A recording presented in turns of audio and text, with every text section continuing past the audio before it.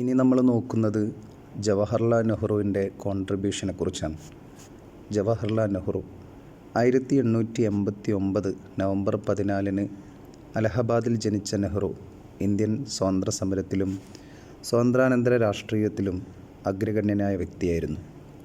അദ്ദേഹത്തിൻ്റെ കുടുംബം പ്രമുഖ രാഷ്ട്രീയ കുടുംബമായിരുന്നു. അദ്ദേഹത്തിൻ്റെ പിതാവ് ഇന്ത്യൻ സ്വാതന്ത്ര്യ സമരത്തിൻ്റെ പ്രശസ്തരായ നേതാവായ മോത്തിലാൽ നെഹ്റു ആയിരുന്നു.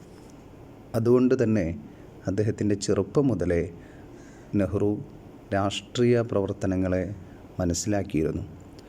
ബാലഗംഗാധർ തിലക്, ആനി ബസന്റ് തുടങ്ങിയ നേതാക്കളിൽ നിന്ന് പ്രചോദനം ഉൾക്കൊണ്ട് ഹോം റൂൾ മൂവ്മെൻറ്റിൽ ഇടപെട്ടാണ് നെഹ്റുവിൻ്റെ രാഷ്ട്രീയ ജീവിതം ആരംഭിക്കുന്നത്.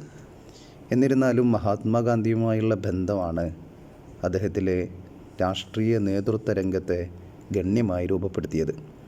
ഗാന്ധിയുടെ അഹിംസ, നിയമലംഘനം, ഉൾക്കൊള്ളൽ ദേശീയത തുടങ്ങിയ തത്വങ്ങൾ നെഹ്റുവിനെ ആഴത്തിൽ സ്വാധീനിച്ചു. അങ്ങനെ ഗാന്ധിയുടെ രാഷ്ട്രീയ പിൻഗാമി എന്ന പദവി നെഹ്റുവിന് ലഭിക്കുകയും ചെയ്തു. ഇന്ത്യയെക്കുറിച്ചുള്ള നെഹ്റുവിൻ്റെ കാഴ്ചപ്പാട് ജനാധിപത്യ തത്വങ്ങളിലും മതേതരത്വത്തിലും സോഷ്യലിസത്തിലും ആഴത്തിൽ വേരൂന്നിയതായിരുന്നു. സ്വതന്ത്ര ഇന്ത്യയുടെ ആദ്യ പ്രധാനമന്ത്രി എന്ന നിലയിൽ രാജ്യത്തിൻ്റെ ജനാധിപത്യ സ്ഥാപനങ്ങൾ, മതേതരത്വ, ധാർമ്മികത, ആസൂത്രണ, സാമ്പത്തിക വികസനം എന്നിവയുടെ അടിത്തറ പാകുന്നതിൽ അദ്ദേഹം നിർണായകമായ പങ്കുവഹിച്ചു.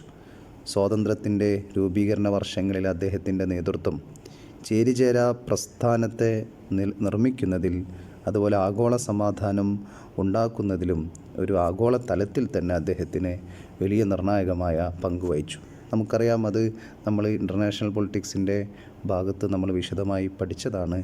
നെഹ്റു ഒരു ആഗോള നേതാവായി മാറിയ വ്യക്തിയായിരുന്നു. ചേരിചേരാ നയം അദ്ദേഹത്തിൻ്റെ വലിയ ആഗോള പ്രവർത്തനത്തിൻ്റെ തെളിവായിട്ട് നമ്മൾ പറയാറുണ്ട്. നെഹ്റു വിദ്യാഭ്യാസത്തിലും ശാസ്ത്രബോധത്തിനും വേണ്ടി വലിയ പ്രവർത്തനങ്ങൾ നടത്തി. ഇന്ത്യയുടെ സാമൂഹിക സാമ്പത്തിക വികസനത്തിനും അന്താരാഷ്ട്ര നിലവാരത്തിനും വിദ്യാഭ്യാസവും ശാസ്ത്രീയ പുരോഗതിയും അനിവാര്യമാണെന്ന് അദ്ദേഹം കണ്ടു. ഈ കാഴ്ചപ്പാടിൽ നിന്നാണ് IITകളും അതുപോലെ ബഹിരാകാശ ഗവേഷണ സ്ഥാപനങ്ങളുമൊക്കെ അക്കാലത്ത് തന്നെ അദ്ദേഹം തുടങ്ങാൻ വേണ്ടി മുൻകൈയെടുത്തത്. അങ്ങനെ വിദ്യാഭ്യാസത്തിലും ശാസ്ത്ര വികാസത്തിലും അദ്ദേഹം വലിയ പ്രവർത്തനങ്ങൾ അക്കാലത്ത് തന്നെ നടത്തുകയുണ്ടായി. നെഹ്റുവിൻ്റെ സാഹിത്യ സംഭാവനകളും ശ്രദ്ധേയമാണ്. Glimpses of world history, the discovery of India തുടങ്ങിയ അദ്ദേഹത്തിൻ്റെ പുസ്തകങ്ങൾ ചരിത്രം, സംസ്കാരം, ഇന്ത്യയുടെ ലോകവുമായുള്ള വെല്ലുവിളികൾ എന്നിവയെക്കുറിച്ചുള്ള ആഴത്തിലുള്ള ധാരണ പ്രതിഫലിപ്പിക്കുന്നതാണ്. നെഹ്റു ഇന്ത്യയുടെ ആധുനിക ഇന്ത്യയുടെ ശില്പി എന്ന നിലയിൽ വലിയ രാഷ്ട്രീയ പൈതൃകം ഉള്ള വ്യക്തിയാണ്. അദ്ദേഹത്തിൻ്റെ ആശയങ്ങളും അദ്ദേഹത്തിൻ്റെ ചിന്തകളുമൊക്കെയാണ് നമ്മൾ ഇനി ഓരോന്നായിട്ട് നോക്കുന്നത്.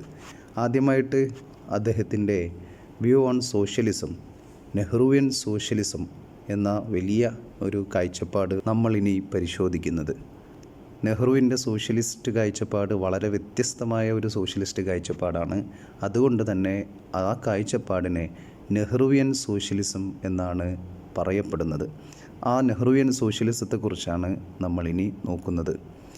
ജവഹർലാൽ നെഹ്റുവിൻ്റെ സോഷ്യലിസം ഒരു സവിശേഷമായ ഒരു മിക്സ്ഡ് ഫോമാണ്. ഒന്നിലധികം സ്രോതസ്സുകളിൽ നിന്ന് പ്രചോദനം ഉൾക്കൊണ്ടാണ് അദ്ദേഹം ഈ ഒരു സോഷ്യലിസ്റ്റ് തത്വം നിർമ്മിച്ചെടുത്തത്. നെഹ്റുവിൻ്റെ സോഷ്യലിസത്തിൻ്റെ സവിശേഷതകളിൽ ഒന്ന് വൈവിധ്യമാർന്ന പ്രത്യയശാസ്ത്ര ധാരകളുടെ സമന്വയമാണ്. മാർക്സിയൻ സോഷ്യലിസത്തിൻ്റെയും ഗാന്ധിയൻ തത്വത്തിൻ്റെയും ഫാബിയൻ സോഷ്യലിസത്തിൻ്റെയും സമ്മിശ്രമായ രൂപമാണ് നെഹ്റുവിയൻ സോഷ്യലിസം. മാർക്സിസത്തിൽ നിന്ന് സോഷ്യലിസത്തിൻ്റെ ചരിത്ര പ്രക്രിയകളെ ശാസ്ത്രീയമായ വിശകലന രീതിയെയും നെഹ്റു പിന്തുടരുന്നു. വർഗസമരത്തിൻ്റെ പങ്കും സാമ്പത്തിക സമത്വത്തിൻ്റെ ആവശ്യകതയും ന്യായമായ സമൂഹത്തിൻ്റെ അടിത്തറയായിട്ട് അദ്ദേഹം തിരിച്ചറിയുകയും അങ്ങനെ മാർക്സിസത്തിൽ നിന്ന് ഈ തത്വങ്ങൾ അദ്ദേഹം എടുക്കുന്നുണ്ട്. അതുപോലെ ഗാന്ധിയൻ തത്വങ്ങൾ നെഹ്റുവിൻ്റെ സോഷ്യലിസ്റ്റ് കാഴ്ചപ്പാടിൽ ആഴത്തിൽ സ്വാധീനം ചെലുത്തി. ധാർമ്മിക മാർഗങ്ങൾക്കും അഹിംസാത്മകമായ ചെറുത്തുനിൽപ്പിനും ഗാന്ധിയുടെ ഊന്നൽ അദ്ദേഹം സ്വീകരിച്ചു. ഈ ധാർമ്മിക മാനം നെഹ്റുവിൻ്റെ സോഷ്യലിസത്തിനെ അവിഭാജ്യമായി തീർന്നു. ഇത് ഭരണത്തിലേക്കും സാമൂഹ്യ മാറ്റത്തിലേക്കുമുള്ള അദ്ദേഹത്തിൻ്റെ സമീപനത്തെ നയിക്കുകയുണ്ടായി. കൂടാതെ നെഹ്റുവിൻ്റെ സോഷ്യലിസം ഫാബിയൻ സോഷ്യലിസത്തിൽ നിന്നുള്ള ആശയങ്ങൾ കൂടി ചേർത്തു. പാർശ്വവൽക്കരിക്കപ്പെട്ടവരെ ഉയർത്താൻ കഴിയുന്ന പരിഷ്കാരങ്ങൾക്കായി ജനാധിപത്യ ചട്ടക്കൂടിനുള്ളിലുള്ള ശ്രമങ്ങളെ ഇതിലൂടെ നെഹ്റു തിരിച്ചറിഞ്ഞു. അങ്ങനെ ഈ 3 ഗാന്ധിയൻ ആശയത്തിൻ്റെയും മാർക്സിയൻ സോഷ്യലിസത്തിൻ്റെയും ഫാബിയൻ സോഷ്യലിസത്തിൻ്റെയും എല്ലാം ആശയങ്ങളെ കൂട്ടിയോജിപ്പിച്ചുകൊണ്ടാണ് നെഹ്റുവിയൻ സോഷ്യലിസം രൂപപ്പെടുത്തിയത്. നെഹ്റുവിൻ്റെ സോഷ്യലിസം കർക്കശമായ സിദ്ധാന്തമല്ല, അത് കാലത്തിനനുസരിച്ച് പരിണമിച്ച ചലനാത്മകമായ ഒരു ദർശനമായിരുന്നു. ഇന്ത്യയുടെ സാമൂഹിക സാമ്പത്തിക വെല്ലുവിളികളുടെ സങ്കീർണതയും സൂക്ഷ്മമായ പരിഹാരങ്ങളുടെ ആവശ്യകതയും തിരിച്ചറിഞ്ഞുകൊണ്ട് നിർമ്മിച്ചതായിരുന്നു നെഹ്റുവിയൻ സോഷ്യലിസം. സോഷ്യലിസത്തെക്കുറിച്ചുള്ള അദ്ദേഹത്തിൻ്റെ കാഴ്ചപ്പാട് സാമ്പത്തിക നീതി, സാമൂഹ്യക്ഷേമം, ജനാധിപത്യ സ്ഥാപനങ്ങളുടെ ഉയർച്ച, വ്യക്തി സ്വാതന്ത്ര്യം എന്നിവ ഉൾക്കൊള്ളുന്നതായിരുന്നു. ജനങ്ങളുടെ സർഗാത്മകമായ ഊർജം രാഷ്ട്രനിർമ്മാണത്തിനും വിദ്യാഭ്യാസത്തിനും ശാസ്ത്രബോധത്തിനും സാങ്കേതിക പുരോഗതിക്കും ഊന്നൽ നൽകുന്നതായിരുന്നു നെഹ്റുവിൻ്റെ സോഷ്യലിസത്തിൻ്റെ കാതൽ.